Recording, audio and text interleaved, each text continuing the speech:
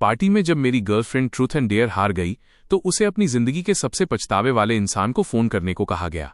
उसने फोन उठाकर दूसरी तरफ पूछा, अगर मैं अभी तलाक दे दूं तो क्या तुम मुझे अपना घर दोगे? हाँ। जवाब मिलते ही पूरे कमरे में सन्नाटा छा गया। सबको लगा था कि मैं गुस्से में आकर टेबल पलट दूंगा, लेकिन किसी ने नहीं सोचा था कि मैं बस शांति से अपनी अनामिका उंगली से अंगूठी उतार दूंगा। हमने अभी तक कोर्ट मैरिज नहीं की है, इसलिए अभी भी बहुत देर नहीं हुई है। तो चलो ब्रेकअप करते हैं, मैं उसके लिए जगह खाली कर देता हूं। बिना एक शब्द बोले मैं मुड़ा और बाहर निकल गया। रास्ते में मैंने बीजिंग में अपने माता पिता को फोन लगाया। मम्मी पापा, मैं घर लौटकर शादी करने के लिए तैयार हूं। बहुत अच्छे लिंचुआन, आखिरकार तुम मान गए। तुम लिन ग्रुप के इकलौते वारिस हो। अगर तुमने पिछले कुछ सालों में बाहर अकेले रहने की जिद न की होती तो तुम्हारी शादी कब की हो गई होती। हमने पहले ही तुम्हारे लिए लड़की पसंद कर ली है, बस तुम्हारी हाँ का इंतजार था। उनकी खुशी सुनकर मुझे थोड़ा बुरा लगा। मैं सब आपकी पसंद से ही करूंगा। बहुत बढ़िया, तो फिर शादी 19 जनवरी को पक्की करें। तुम कब वापस आ रहे हो? क्या तुम शादी से पहले एक बार लड़की से मिलना चाहोगे? मैं मीटिंग अरेंज करा देती हूं। मम्मी की बातों से मेरा सिर चकराने लगा।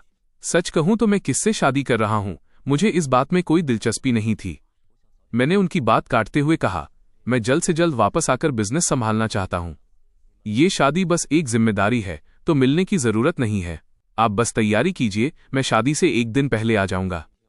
जैसे ही मैंने फोन रखा, बेडरूम का दरवाजा खुला और ल्यू रुयान माथे पर बल लिए अंदर आई। शादी? कैसी शादी? उसकी हैरानी देखकर मैंने शांति से फोन काट दिया और एक बहाना बना दिया। एक दोस्त की शादी है, उसने मुझे बेस्ट मैन बनने के लिए बुलाया है। ये सुनकर उसका चेहरा थोड़ा रिलैक्स हुआ और उसने आगे कुछ नहीं पूछा। मैंने फोन टेबल पर रखा और शावर लेने चला गया। कुछ ही देर बाद जब बाथरूम से पानी की आवाज आ रही थी, टेबल पर रखे मेरे फोन पर नोटिफिकेशन की झड़ी लग गई। मैंने स्क्रीन अनलॉक की तो चेनजे नाम के कॉन्टैक्ट से एक मैसेज आया था। क्या तुम्हें याद है तुमने क्या कहा था? तुम सच में लिन चुआन से शादी करने की तो नहीं सोच रही ना? ये पढ़कर मेरा दिल बैठ गया।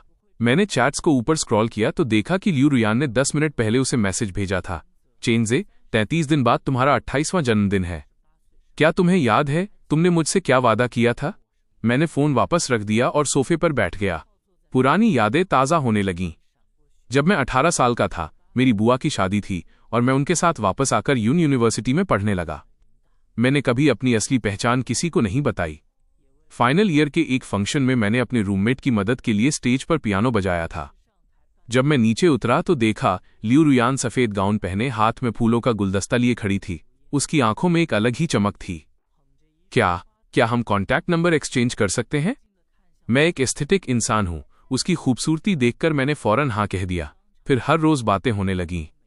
3 महीने बाद उसने खुद प्रपोज किया। वो मेरा पहला प्यार था, इसलिए मना करने की कोई वजह नहीं थी। 21 साल की उम्र से लेकर 28 तक हम 7 साल साथ रहे।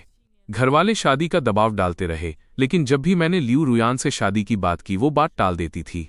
मुझे लगा उसे अभी शादी नहीं करनी, लेकिन आधा महीना पहले एक पार्टी में मुझे सच पता चला। ल्यू रुयान के दिल में हमेशा से उसका बचपन का दोस्त चेनजे था।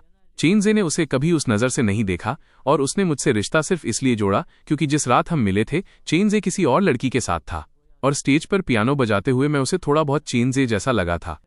सिर्फ चेनजे को जलाने और अपना दुख कम करने के लिए उसने मुझे चुना था।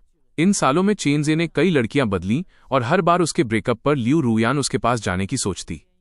पर इससे पहले कि वो कुछ कह पाती, चेनजे किसी नई लड़की के साथ होता। 7 साल बीत गए पर उसने इंतजार नहीं छोड़ा। वो चेनजे के उस मजाक वाले वादे को सच मानकर बैठी थी। रुयान, अगर 28 साल की उम्र तक हम दोनों की शादी नहीं हुई तो हम साथ रहकर देख लेंगे। अब वो साल आ गया था। मैंने उसकी चैट देखी और मुस्कुरा दिया। 33 दिन बाद चेनजे का जन्मदिन है और वही दिन मैंने अपना रिश्ता खत्म कर घर लौटने के लिए चुना है। देर रात कमरे में सन्नाटा था। ल्यू रुयान ने चुपके से अपना फोन टेबल पर रखा और सो गई। मैंने फोन उठाया और चैट्स देखीं। उसने चेनजे को एक आखिरी मैसेज भेजा था, निसंदेह तुम ही। कितनी सादगी से उसने अपने दिल की बात लिख दी थी। मुझे अंदाजा था कि ये 4 शब्द लिखते वक्त उसके चेहरे पर कैसी कशमकश रही होगी। चेनजे के लिए उसका प्यार और डर साफ दिख रहा था। सुबह होते ही जब वो तैयार हो रही थी, मैंने कहा, आज ऑफिस से जल्दी आ जाना। उसने हैरान होकर पूछा, क्यों, कुछ खास है क्या? मैंने धीमी आवाज में कहा, आज तुम्हारा जन्मदिन है, भूल गई? वो थोड़ी देर के लिए ठिठक गई, फिर सिर हिलाया। पिछले कुछ हफ्तों से उसके दिमाग में सिर्फ चेंजे और वो 28 साल वाला वादा चल रहा था। वो अपना जन्मदिन तक भूल गई थी। मुझे खुद पर हंसी आ रही थी कि मैं पिछले 2 महीने से उसके लिए सरप्राइज प्लान कर रहा था। ज्यादा तामझाम की जरूरत नहीं है, सिंपल रखते हैं, उसने कहा। इन सालों में मैंने उसे खुश करने के लिए क्या कुछ नहीं किया, पर उसे कभी फर्क नहीं पड़ा। मैंने व्यंग्य से कहा, सब तैयारियां हो चुकी हैं, मेहमानों को बुला लिया गया है, अब कैंसिल नहीं हो सकता।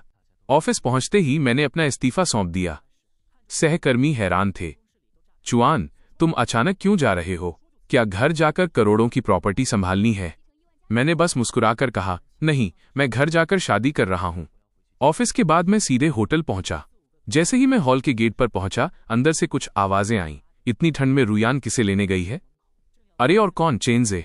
वो आज वापस आ रहा है। और रुयान तो जैसे पलके बिछाए बैठी है। आज उसका जन्मदिन है और अगले महीने चेंजे भी 28 का हो जाएगा। लगता है वो अपना वादा निभाने आया है। सुना है वो आजकल सिंगल भी है। लेकिन अगर वे सच में एक साथ हो गए तो लिन चुआन का क्या होगा? हमने उससे 7 साल तक ये सच छुपाया है। उसे तो ये भी नहीं पता कि चेंजे कौन है, और वो आज भी रुयान से पागलों की तरह प्यार करता है। तो हम क्या कर सकते हैं? रुयान खुद ही चेंजे के प्यार में अंधी हो चुकी है। अगर चेंजे ने अपना वादा निभाने के लिए हां कह दिया तो लिन चुआन का कटना 100% तय है। बस उसकी किस्मत खराब है। अच्छा ही है कि उसका कोई बैकग्राउंड नहीं है, तो ब्रेकअप के बाद उसे रफा दफा करना आसान होगा। माना कि इन सालों में उसने हमारे और रुयान के लिए बहुत कुछ किया है, पर हम रुयान की सहेलियां हैं तो साथ तो उसी का देंगी। जब ब्रेकअप होगा तो हम रुयान को विलन नहीं बनने देंगे। उसकी तरफ से हम खुद जाकर उसे कुछ गाड़ियां या घर दे देंगे। आखिर 7 साल का सेटलमेंट भी तो करना होगा। मैं बाहर खड़ा सब सुन रहा था। मुझे आधा घंटा पहले जैसा दर्द नहीं हो रहा था, बल्कि अब हंसी आ रही थी। लियू रुयान मुझसे ब्रेकअप करना चाहती है और अपनी सहेलियों को मुझे हैंडल करने के लिए भेज रही है। मैं पिछले 7 साल से आखिर किस तरह के रिश्ते में था? खैर, अफसोस बस इस बात का है कि इस बार छोड़ने की पहल मेरी तरफ से होगी। तभी कुछ वेटर्स ड्रिंक्स लेकर आए। मैं पीछे हट गया और जैसे ही दरवाजा खुला, अंदर की बातें अचानक बंद हो गईं, जैसे कुछ हुआ ही न हो। मैं मुस्कुराते हुए अंदर गया और सबसे हालचाल पूछने लगा। तभी लियू रुयान एक अजनबी लड़के के साथ अंदर आई। उसकी कदकाठी मुझसे काफी मिलती जुलती थी। मैं बिना किसी एक्सप्रेशन के उसे देखता रहा। रुयान उसे पूरे ग्रुप से मिलवाते हुए आखिर में मेरे पास आई। उसने हिचकिचाते हुए कहा, लिन चुआन, ये मेरा बचपन का दोस्त है, चेंजे। फिर थोड़ी देर रुककर बोली, और चेंजे, ये मेरा एक नॉर्मल दोस्त है, लिन चुआन। रुयान को लगा था कि मैं भड़क जाऊंगा, लेकिन मेरा रिएक्शन उसकी उम्मीद से बिल्कुल अलग था। मैंने बस एक गहरी नजर उस पर डाली और 2 कदम पीछे हटकर उनसे दूरी बना ली। मेरे चेहरे पर एक हल्की मुस्कान थी। हेलो मिस्टर चेन, मैं रुयान का बस एक मामूली दोस्त हूं। इंट्रोडक्शन के बाद पार्टी फिर से शुरू हो गई। चेंजे काफी मिलनसार था। वो सबके साथ घुल मिल गया। खेल खेल में जब उसके हाथ बिजी थे तो उसने इशारा किया और रुयान ने बिना सोचे अपने कांटे से उसे तरबूज खिलाया। चेंजे ने भी बड़े आराम से खा लिया और रुयान के ग्लास से ही रेड वाइन पी ली। मैं कुछ मीटर दूर बैठा देख रहा था कि रुयान उसी ग्लास को हाथ से नहीं छोड़ रही थी और जानबूझकर वहीं से पी रही थी जहां चेंजे के होंठ लगे थे। वो काफी नशे में लग रही थी। फिर भी केक कटिंग का टाइम आया। सबने बर्थडे सॉन्ग गाया और मोमबत्तियां जलाईं। मैंने खुद जाकर केक टेबल आगे बढ़ाई। 28 नंबर की मोमबत्ती देखकर रुयान ने अपना सिर झटककर नशा उतारने की कोशिश की। उसकी नजरें पूरे कमरे में घूमी और फिर चेंजे पर टिक गईं। इस साल मैं कोई विश नहीं मांगूंगी, बल्कि एक सवाल पूछूंगी, उसने चेंजे की आंखों में झांकते हुए कहा। अजय, तुम भी 28 के होने वाले हो, क्या तुम्हारी कोई गर्लफ्रेंड है? कमरे में सन्नाटा छा गया। चेंजे थोड़ा हैरान हुआ और बोला, अभी तो कोई नहीं है। अगले ही पल वहां शोर मच गया। उसकी सहेलियां खुशी से चिल्लाने लगीं और नशे में धुत रुयान को घेरकर नाचने लगीं। मैं चुपचाप बैठा एक अनजान दोस्त का रोल प्ले करता रहा। रात के 12 बजते ही पार्टी खत्म हुई। जब सब चले गए तो मैंने रुयान को सहारा देकर कार में बिठाया। वो नशे में मेरे कंधे पर सिर रखकर अपनी दबी हुई बातें बोलने लगी। वह रोते हुए कह रही थी, प्लीज मत जाओ, मेरे पास रुक जाओ। बाकी सब ठीक है, पर मैं क्यों नहीं? मैंने तुम्हारा सालों इंतजार किया है। ड्राइवर को लगा कि वो मुझसे कह रही है। उसने हंसकर कहा, भाई, आपकी गर्लफ्रेंड आपसे बहुत प्यार करती है। मैंने बस हल्की मुस्कान के साथ जवाब दिया, वो चेंजे से प्यार करती है और मैं चेंजे नहीं हूं। अगली सुबह जब रुयान का नशा उतरा तो उसे बीती रात की धुंधली यादें सताने लगीं। उसने सफाई देते हुए कहा, लिन चुआन, कल क्लब पहुंचते ही मुझे बहुत पिला दी गई थी। मैंने जो भी बकवास की उसे सीरियसली मत लेना। मुझे उम्मीद नहीं थी कि उसे सब याद होगा, और न ही इतने घटिया बहाने की उम्मीद थी। पर मैंने शांति से उसका साथ दिया और कहा, कोई बात नहीं, मैं समझता हूं। मेरी खामोशी और कल की नॉर्मल दोस्त वाली बात याद करके उसे घबराहट होने लगी। उसने बात बदलने के लिए कहा, कल मैं सबके साथ बिजी थी और तुम्हें टाइम नहीं दे पाई। क्या तुम नाराज हो? चलो आज शाम को डेट पर चलते हैं। मैंने सीधा जवाब दिया, शाम को मैं बिजी हूं, नहीं आ पाऊंगा। मेरे इनकार ने उसे और भी जिद्दी बना दिया। आखिर में मुझे हाँ कहना पड़ा। शाम को मैं तैयार होकर निकल ही रहा था कि मेरे पुराने कलीग किन हाउ का मैसेज आया, लिन चुआन, क्या तुमने अपनी गर्लफ्रेंड को ऑफिस छोड़ने के बारे में नहीं बताया? वो यहां आई थी और काफी गुस्से में लग रही है। मैसेज पढ़ते ही रुयान का फोन आ गया। उसकी आवाज फोन में गूंज रही थी, तुम्हारे कलीग कह रहे हैं कि तुमने जॉब छोड़ दी है और तुम शादी करने वाले हो। इससे पहले कि मैं कुछ कहता, वो चिल्लाने लगी, मैंने तुम्हें पहले ही कहा था कि मेरा अभी शादी का कोई इरादा नहीं है। मुझे समझ आया कि वो सोच रही है कि मैं जॉब छोड़कर उस पर शादी का दबाव बना रहा हूं। मैंने शांति से कहा, कलीग्स की बातों को सीरियसली मत लिया करो। मैंने बस थककर ब्रेक लेने के लिए जॉब छोड़ी है। मेरी बात सुनकर वो थोड़ी शांत हुई। उसने पूछा, तुम कहाँ हो? मैं आऊं क्या? मैं उसे एड्रेस बताने ही वाला था कि पीछे से किसी के हंसने की हल्की आवाज आई जो बिल्कुल चेन जे जैसी थी। मैंने अपना जवाब बदल दिया और कहा, नहीं, जरूरत नहीं है। फोन कट गया। काली पड़ती स्क्रीन को देखकर मैं खुद पर हंसा। अगर वो सच में आना चाहती तो फोन इतनी जल्दी नहीं काटती। वो बस रस्म पूरी कर रही थी और मैं बेवकूफों की तरह उसे सच मान बैठा था। मैं रेस्टोरेंट पहुंचा। वेटर मुझे टॉप फ्लोर के केबिन में ले गया। वहां टेबल खानों से भरी थी पर रुयान गायब थी। वेटर ने बताया, मैडम ने 10 मिनट पहले ही ये सब ऑर्डर किया है।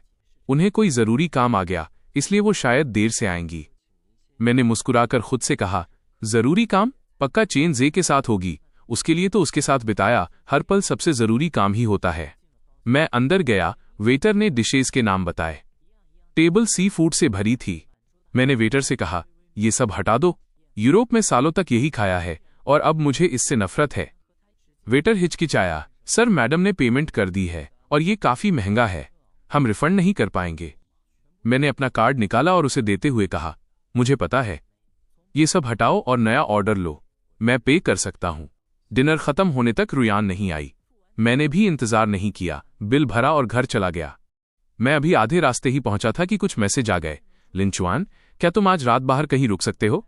अजय अचानक देश वापस आ गया है। पुराने घर की साफ सफाई नहीं हो पाई तो वो वहां नहीं रह सकता। बेचारा ठंड में काफी परेशान हो गया है और उसका पेट भी कुछ ठीक नहीं है। उसे देखभाल की जरूरत है। क्या मैं उसे आज रात यहां रुकने के लिए कह दूं? एक तरफ चेन जे का ख्याल रखना और दूसरी तरफ उसे हमारे रिश्ते के बारे में पता चलने से बचाना वाकई दिलचस्प है। इस बार मेरा मूड लियू रुयान की नौटंकी में साथ देने का बिल्कुल नहीं था। मैंने सीधा उससे पूछा, वो तुम्हारा दोस्त है ना? तो हमारा रिश्ता छुपाना क्यों है और आखिर कब तक छुपाती रहोगी? मैसेज भेजने के काफी देर बाद जवाब आया। रुयान ने कोई सफाई नहीं दी, बस एक तारीख लिख दी, 18 जनवरी। अगर पहले की बात होती तो मुझे समझ नहीं आता कि उसने यही दिन क्यों चुना, पर अब मैं जानता हूं कि 18 तारीख चेनजे का जन्मदिन है। अगर उस दिन चेनजे ने अपना वादा निभाया और उसके साथ आने को मान गया तो वो बिना सोचे समझे मुझसे ब्रेकअप कर लेगी। और अगर चेनजे ने मना कर दिया तो वो अपनी हार मानकर मुझसे शादी की बात करेगी और प्यार का नाटक शुरू कर देगी। अगर रिजेक्ट हो गई तो मेरे जैसा परमानेंट बॉयफ्रेंड तो है ही, वो सब कुछ एक मजाक कहकर टाल देगी। आगे बढ़ना हो या पीछे हटना, उसने हर तरफ से खुद को सेफ कर लिया था। मुझे उसकी अक्ल पर तरस भी आ रहा था और हैरानी भी, पर अब मैं उसकी लाइफ का बैकअप प्लान बनकर नहीं रहना चाहता था। मैंने कोई रिप्लाई नहीं किया, फोन बंद किया और एक होटल पहुंच गया। सोने से पहले मैंने थोड़ी ड्रिंक की और सो गया। अगले दिन दोपहर को जब नींद खुली और मैंने फोन ऑन किया तो मैसेज की बाढ़ आ गई थी। ज्यादातर रुयान के थे और कुछ उसकी सहेलियों के। हेलो, कहाँ हो तुम? फोन क्यों नहीं उठा रहे? मैसेज का जवाब क्यों नहीं दे रहे? डराओ मत यार, रुयान तुम्हें ढूंढते ढूंढते कल रात से पागल हो रही है। इन इल्जामों को पढ़कर मुझे हंसी आई। फोन बंद करके सोना क्या डराना होता है, और वैसे भी वो सब जानते हैं कि चेनजे रुयान की जान है। उसे मेरी फिक्र कब से होने लगी। मैं सोच ही रहा था कि रुयान का फोन आ गया। उसका लहजा काफी खराब था। लिन चुआन, अजय बस एक रात के लिए यहां रुकने आया है, क्या इसके लिए इतना गुस्सा होना जरूरी है? अगर तुम खुश नहीं भी थे तो नाराजगी जताने का ये तरीका सही नहीं है। मुझे अब सफाई देने में कोई दिलचस्पी नहीं थी, इसलिए बहाना मार दिया। कोई नाराजगी नहीं है, फोन की बैटरी खत्म हो गई थी इसलिए बंद हो गया। पहले होता तो रुयान यकीन कर लेती, पर आज उसने शक जताते हुए पूछा, ऐसा क्यों? पहले तो तुम हमेशा अवेलेबल रहते थे, फिर कल रात ही फोन क्यों बंद हुआ? उसका सवाल सुनकर मैं सुन रह गया और पुरानी बातें याद आने लगीं। कुछ साल पहले एक रात रुयान के पेट में दर्द हुआ। उसने सेक्रेटरी को फोन मिलाया, पर गलती से मुझे लग गया। मैं उसी वक्त उठा और उसके लिए दवाइयां लेकर पहुंचा। पिछले साल जब वो विदेश गई थी, टाइम जोन अलग होने की वजह से उसने मुझे रात के 3-4 बजे फोन करके एक फाइल ढूंढने को कहा। मैं नींद में होते हुए भी उठा और सीसीटीवी फुटेज चेक करके उसकी मदद की। 3 महीने पहले मेरा अपेंडिक्स का ऑपरेशन हुआ था। होश आते ही उसका मैसेज आया कि उसे मिल्क टी पीनी है और मैंने नर्स से रिक्वेस्ट करके उसे भिजवाई। एक एक करके ऐसी कई बातें याद आईं जो इस बात का सबूत थीं कि मैंने उसे कितना चाहा था। पर अफसोस, मैं चाहे जो कर लूं उसे कभी कुछ नहीं दिखा। ये सोचते ही मेरी आवाज में थोड़ी कड़वाहट आ गई, शायद इसलिए क्योंकि मैं डरता था कि जब तुम्हें मेरी जरूरत हो मैं वहां न हूं। पर कल तुम्हें मेरी जरूरत नहीं थी। मेरी बात सुनकर रुयान को अंदर तक झटका लगा। 7 साल के रिश्ते में मैंने हमेशा उसकी बात मानी थी। हम कभी नहीं लड़े, उसने कभी कुछ नहीं छुपाया या मैंने कभी पूछा नहीं, और मैंने हमेशा उसका ख्याल रखा। रुयान को भी मानना पड़ा कि मैं एक परफेक्ट बॉयफ्रेंड था। पुरानी बातें याद आते ही उसका लहजा नरम हो गया। आई एम सॉरी लिन चुआन, मैं तुम्हारी फिक्र कर रही थी इसलिए थोड़ा तेज बोल गई। तुम अभी कहाँ हो? मैं आती हूं। मैंने मना कर दिया और टैक्सी लेकर घर आ गया। घर पहुंचते ही आया ने बताया, साहब मैडम अभी बाहर गई हैं। अंदाजा लगाना मुश्किल नहीं था, चेन जे ने बुलाया होगा। हवा में अब भी उस मर्द के परफ्यूम की महक थी। मैंने कुछ नहीं पूछा, बस आया से कहा कि खिड़की खोल दे ताकि ताज़ी हवा आ सके। अगले 15 दिनों तक मेरी रुयान से कोई बात नहीं हुई। ऐसा लग रहा था जैसे मैं भूल ही गया हूं कि मेरी कोई गर्लफ्रेंड भी है। चेन जे के सोशल मीडिया से मुझे पता रहता था कि वो कहाँ है, पर मैंने न तो उससे पूछा और न ही कोई सफाई मांगी।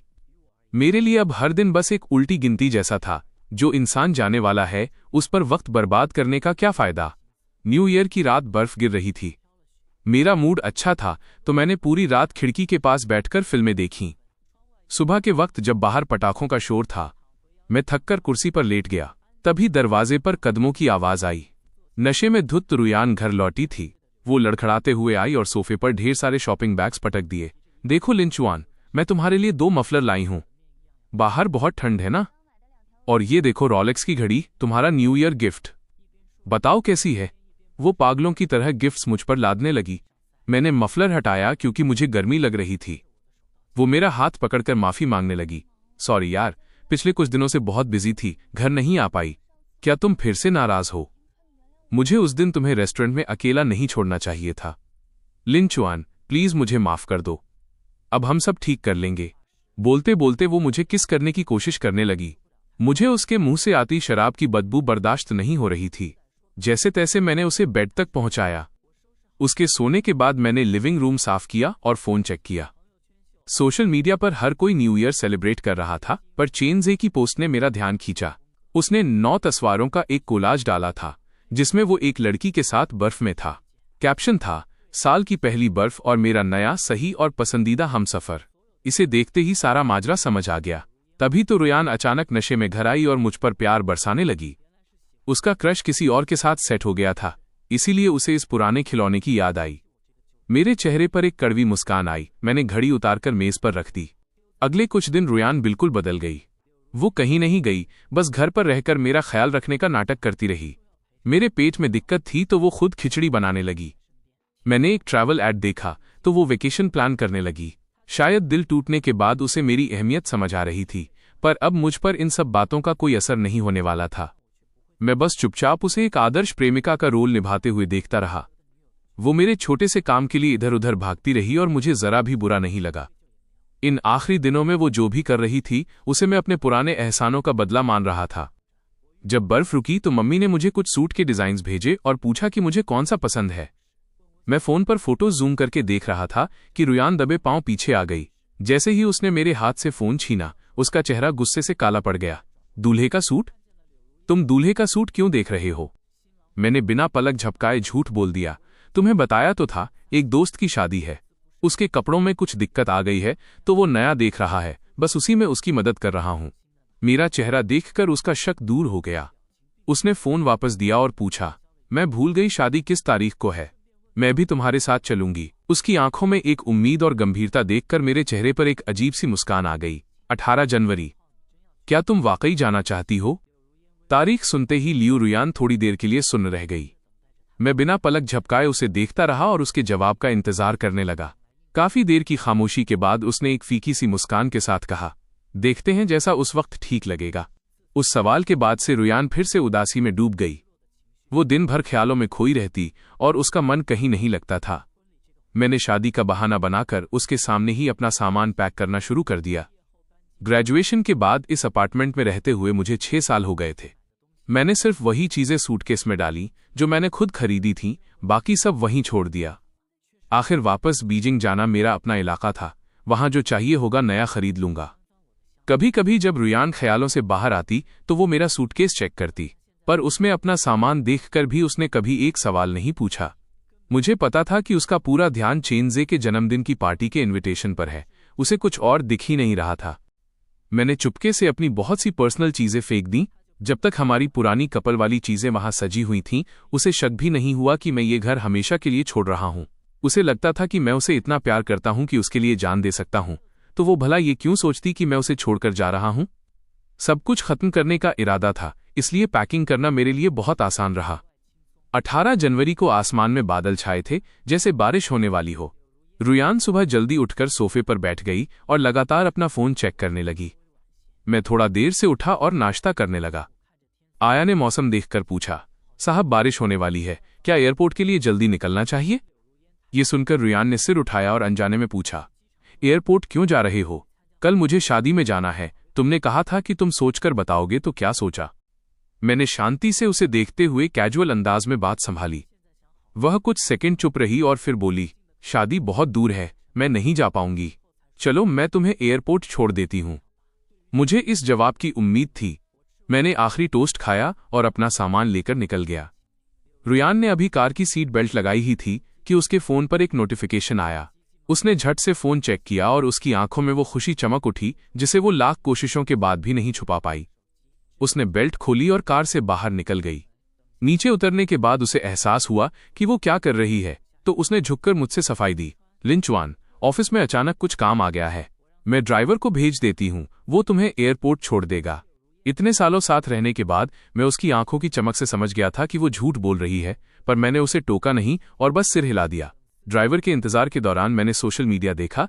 चेनजे ने पार्टी की फोटो डाली थी और उसके साथ वो लड़की अब नहीं दिख रही थी। लगता है उनका फिर से ब्रेकअप हो गया था। इसका मतलब था कि चेनजे का वो पुराना वादा कि अगर 28 साल की उम्र तक उसकी शादी नहीं हुई तो वो रुयान के साथ रहेगा, उसके पूरा होने की उम्मीद फिर से जाग गई थी। तभी रुयान इतनी खुश थी। जब ड्राइवर आया तो रुयान भी सफेद रंग की शाम की ड्रेस पहनकर अपनी स्पोर्ट्स कार में सवार हो गई। उसने खिड़की से हाथ हिलाकर पूछा, तुम वापस कब आओगे? मैं बस मुस्कुराया और कोई जवाब नहीं दिया। उसे भी कोई फर्क नहीं पड़ा और वो तेजी से निकल गई। मैं ड्राइवर के बगल वाली सीट पर बैठा उस कार को ओझल होते देखता रहा, फिर धीरे से कहा, चलिए। बाहर हल्की बारिश शुरू हो गई थी जिसने खिड़की के कांच को धुंधला कर दिया था। अब कुछ साफ नहीं दिख रहा था। मैंने आंखें बंद की और मन ही मन कहा, अलविदा, अब दोबारा कभी नहीं मिलना। प्लेन में बैठने से पहले पापा का फोन आया, लिंचुआन, तुम कितने बजे पहुंच रहे हो? मैंने ड्राइवर को भेज दिया है। मैंने मना नहीं किया। रात को नींद पूरी नहीं हुई थी, इसलिए पूरे 2 घंटे के सफर में मैं सोता रहा। बीजिंग लैंड करने के बाद मैंने कैप और चश्मा लगाया। जैसे ही एग्जिट गेट से बाहर निकला, किसी ने मुझे आवाज दी, लिंचुआन। मैंने नींद भरी आंखों से सिर हिलाया। मुझे लगा कि अंकल ने किसी ड्राइवर को भेजा होगा। मैंने सामने खड़ी एक खूबसूरत लड़की को देखा और मुझे लगा कि शायद यही ड्राइवर है। मैं गाड़ी में बैठते ही फिर से सो गया। जब नींद खुली तो सामने एक अनजान विला था। मैंने शक के साथ पूछा, ये कहाँ ले आई? ये मेरा घर तो नहीं है। मेरी हालत देखकर शेन यूचू मुस्कुराई, आज ये आपका घर नहीं है, पर कल से होगा। असल में ये हमारा वेडिंग विला है। ये सुनकर मैं हक्का बक्का रह गया। मेरी नींद पूरी तरह उड़ गई। मैंने चश्मा और कैप हटाकर उसे देखा तो उसकी मुस्कुराती आंखों से मेरी नजरें मिली। मेरी हैरानी देखकर वो सब समझ गई और हाथ बढ़ाते हुए कहा, मिस्टर लिन, मेरा नाम शेन यूचू है। मैंने शर्मिंदगी के साथ हाथ मिलाया और कहा, सॉरी, मैं नींद में था तो पहचान नहीं पाया। मैं लिन चुआन हूं। वो हल्के अंदाज में बोली, कोई बात नहीं, हमारे पास एक दूसरे को जानने के लिए आगे बहुत वक्त है।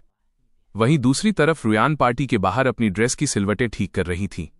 फोन वाइब्रेट हुआ। ड्राइवर का मैसेज था कि लिन चुआन प्लेन में बैठ चुका है।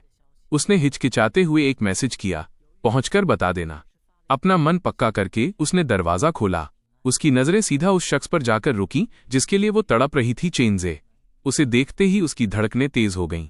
वहां कुछ लड़के मजाक कर रहे थे, अजय आज तो उसे मिलवा ही दे, कब तक छुपा कर रखेगा। विश मांगते वक्त सबको सरप्राइज दे देना। रुयान को अपने पिछले बर्थडे की बात याद आई और उसे लगा कि शायद 16 साल की उम्र में किया गया वो मजाक आज सच होने वाला है। वो पूरी पार्टी में यही सोचती रही और घबराहट में काफी ड्रिंक कर ली। जब केक आया तो उसके हाथ कांपने लगे। उसकी सहेलियों ने उसे घेर लिया और कानाफूसी करने लगीं। रुयान, तुम्हारा सपना सच होने वाला है, कैसा लग रहा है? रुयान बस मुस्कुराती रही। तभी एक सहेली ने उसके कंधे पर हाथ रखा और पूछा, पर अगर बात बन गई तो लिन चुआन का क्या होगा? चेनज़े की पार्टी में लिन चुआन का नाम सुनते ही रुयान की मुस्कान गायब हो गई और उसे थोड़ा बुरा महसूस हुआ। उसकी सहेलियों ने उसे तुरंत चढ़ाना शुरू कर दिया। अरे छोड़ उसे, अभी ब्रेकअप कर ले। वो एक मामूली लड़का है, उसे संभालना आसान है। अगर वो तमाशा करे तो हम देख लेंगे, तू बस फिक्र मत कर। सबके उकसाने पर रुयान ने फोन निकाला और कुछ टाइप किया, पर सेंड बटन पर उसकी उंगली रुक गई। उसकी सहेलियों ने उसका हाथ पकड़कर बटन दबा दिया। स्क्रीन पर उसके पहले वाले मैसेज पहुंचकर बता देना कि ठीक नीचे नया मैसेज गया, चलो ब्रेकअप करते हैं। उसी वक्त पार्टी में सबने बर्थडे सॉन्ग गाना शुरू किया। रुयान की उम्मीदों के बीच चेनज़े ने हाथ जोड़कर विश मांगी। उम्मीद है मेरा 28वां साल शानदार होगा और मैं अगले साल की विश जियाजिया के साथ मांग पाऊंगा। रुयान के चेहरे का रंग उड़ गया और बाकी लोग भी हैरान रह गए। ये जियाजिया कौन है? मिलवाओ तो सही। तभी दरवाजा खुला और एक बेहद खूबसूरत लड़की अंदर आई। हेलो सबको, मैं चेनज़े की गर्लफ्रेंड हूं, शिया जियाजिया। पूरा कमरा शोर से भर गया और चेनज़े मुस्कुराते हुए अपनी नई गर्लफ्रेंड का हाथ पकड़कर सबको अपनी लव स्टोरी सुनाने लगा। लियू रुयान एक कोने में बैठी अपनी सहेलियों के साथ एक के बाद एक ड्रिंक पी रही थी। पीते पीते वे सब नशे में चूर हो गईं। तभी तांग यान लड़खड़ाते हुए उठी और चेनज़े के सामने जा खड़ी हुई। सबकी हैरान नजरों के बीच वो अपनी सहेली के हक के लिए चिल्लाने लगी, चेनज़े, क्या तुम भूल गए कि तुमने सालों पहले रुयान से क्या वादा किया था? यह सुनकर शिया जियाजिया के चेहरे पर भी जिज्ञासा आ गई। वादा? कैसा वादा? चेनज़े का चेहरा उसी पल उतर गया, पर नशे में धुत तांग यान को किसी की परवाह नहीं थी। दूसरी सहेलियां भी मैदान में कूद पड़ीं। तुमने रुयान से वादा किया था कि 28 के होने पर तुम उसके साथ रहोगे। हमें सब याद है, क्या तुम अब अपनी बात से मुकर रहे हो? शिया जियाजिया की मुस्कान गायब हो गई। उसने चेनज़े को एक तीखी नजर से देखा और कहा, सच में? नशे में किए गए मजाक को कोई सीरियसली कैसे ले सकता है? और वैसे भी मैंने तब कहा था जब मैं सिंगल होता, पर अब मेरी गर्लफ्रेंड है तो वो बात अब मायने नहीं रखती। उसका एक एक शब्द लियू रुयान के कलेजे में खंजर की तरह चुभ रहा था। उसने अपना सीना पकड़ लिया जहां बेइंतहा दर्द हो रहा था और सोफे का सहारा लेकर खड़ी हुई। सबकी नजरों के सामने वो पागलों की तरह हंसने लगी। हाँ, सब गलत है। तुम्हारे पास गर्लफ्रेंड है तो मेरे पास भी बॉयफ्रेंड है। सब मजाक था, बस एक मजाक। उसकी बातों से जियाजिया के चेहरे पर फिर से सुकून आ गया। उसने चेनज़े का हाथ पकड़ा और रुयान के सामने जाकर ऐसे जताने लगी जैसे कुछ हुआ ही न हो। तो ये बस एक गलत फहमी थी। मैंने सुना है रुयान दीदी का बॉयफ्रेंड है, आज उन्हें साथ क्यों नहीं लाई? रुयान का दिमाग सुन था, पर वो जबरदस्ती मुस्कुराई। वो एक शादी में शामिल होने गया है, उसके पास वक्त नहीं था। जियाजिया ने सिर हिलाया, पर चेनज़े की आंखों में एक अजीब सा गुस्सा और शक था। कौन है वो बॉयफ्रेंड? मुझे देश वापस आए इतना वक्त हो गया, तुमने कभी उसका जिक्र तक नहीं किया। चेनज़े का चेहरा देखकर रुयान की आवाज ही नहीं निकल रही थी। तांग यान ने तुरंत उसे सहारा दिया और चेनज़े को ताना मारते हुए कहा, लिन चुआन ही रुयान का बॉयफ्रेंड है। वही लड़का जो रुयान की बर्थडे पार्टी में सबसे हैंडसम था, वही है उसका बॉयफ्रेंड। चेनज़े को वो रात याद आई जब मैंने मुस्कुराकर खुद को मामूली दोस्त बताया था। उसे कुछ गड़बड़ लगी और उसने तंज कसा, पर उस दिन तो दोनों कह रहे थे कि बस दोस्त हैं। तांग यान चिढ़कर बोली, छोटे मोटे झगड़े चलते रहते हैं। चेनज़े, तुमने इतनी लड़कियां घुमाई हैं, तुम्हें इतना भी नहीं पता? चेनज़े का चेहरा गुस्से से तमतमा उठा। उसने तांग यान को घूर कर देखा और बोला, बात हजम नहीं हो रही? मैंने दुनिया देखी है, इसलिए पूछ रहा हूं। अगर तुम सब कह रही हो कि वही बॉयफ्रेंड है, तो क्यों ना मैं उसे फोन लगाऊं? मुझे भी तो अपने नए जीजाजी से जान पहचान करनी चाहिए। रुयान और उसकी सहेलियों के चेहरे उसी पल काले पड़ गए। उन्हें अभी अभी भेजा गया वो ब्रेकअप मैसेज याद आ गया। उनके चेहरे देखकर चेनज़े को यकीन हो गया कि कुछ दाल में काला है। उसने सीधा फोन निकाला और मुझे वॉइस कॉल कर दी।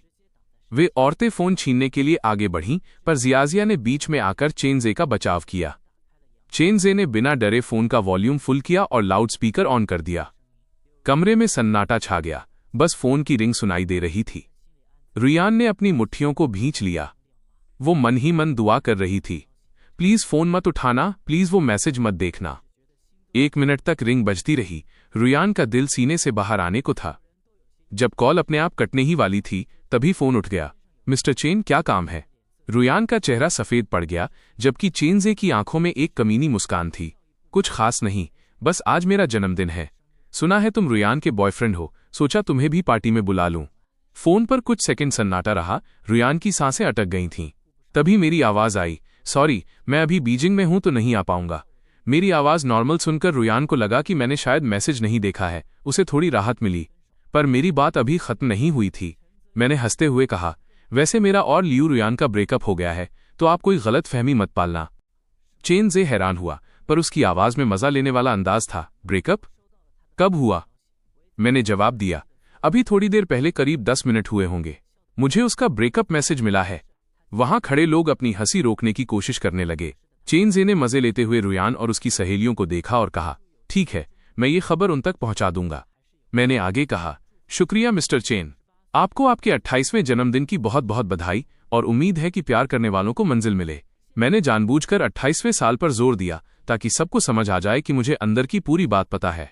किसी की हिम्मत नहीं हुई कि कुछ पूछे। फोन कट गया और कमरे में 5-6 मिनट तक मौत जैसा सन्नाटा रहा। आखिर में जियाजिया ने बात संभालने के लिए रुयान को ड्रिंक ऑफर की। रुयान ने एक ही सांस में ग्लास खाली किया, उसे मेज पर पटका और अपनी सहेलियों के साथ वहां से निकल गई। बाहर निकलते वक्त उसने जियाजिया को किसी से कहते सुना, अजय, क्या ये मिस्टर लिन, बीजिंग वाले लिन हैं? सुना है कि वो वहीं से हैं। क्यों, क्या हुआ? कुछ नहीं, बीजिंग के लिन परिवार का नाम सुना सुना लग रहा है। शायद मेरा वहम होगा। पार्टी से बाहर आते ही सहेलियां रुयान को दूसरे केबिन में ले गईं और ढाढ़स बंधाने लगीं। रुयान, अच्छा ही हुआ जो चेनजे से पीछा छूटा। इसकी 7 सालों में इतनी गर्लफ्रेंड रही हैं कि इसकी शादी में उनके लिए अलग से 10 टेबल लगानी पड़ेंगी। ऐसे प्लेबॉय से शादी करके कोई सुखी नहीं रहता। लिन चुआन ही तेरे लिए बेस्ट है। हाँ, लिन चुआन तो चेनजे से हर मामले में बेहतर है। वो बस आज गुस्से में था, इसलिए उसने ऐसा कहा। तू घर जाकर उसे मना लेना, वो तुझसे इतना प्यार करता है कि मान जाएगा। सहेलियों की बातों से रुयान को थोड़ी तसल्ली मिली। उसने फोन निकाला और बहुत सोच समझकर एक मैसेज टाइप किया, लिन चुआन, मैं बस दोस्तों के साथ गेम खेल रही थी। टास्क ये था कि बॉयफ्रेंड को ब्रेकअप का मैसेज भेजो और फिर किसी और से फोन करवाकर उसका रिएक्शन देखो।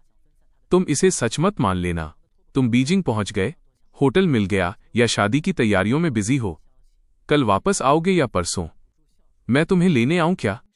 जब ये मैसेज आया तब मैं शेन यूचू को वेडिंग ड्रेस ट्राई करते हुए देख रहा था। मैंने मैसेज पढ़ा और मेरी हंसी छूट गई। वाह, मौके पर ही क्या कहानी बनाई है।